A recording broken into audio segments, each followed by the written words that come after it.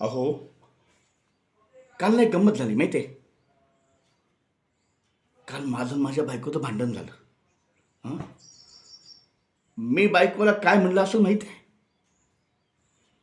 बघूया ना, चला ना. काय म्हणायचंय तुला?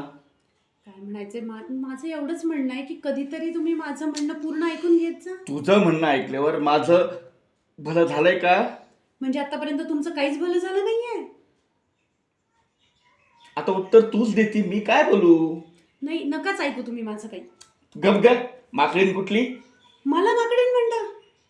मी माकडेन? हो.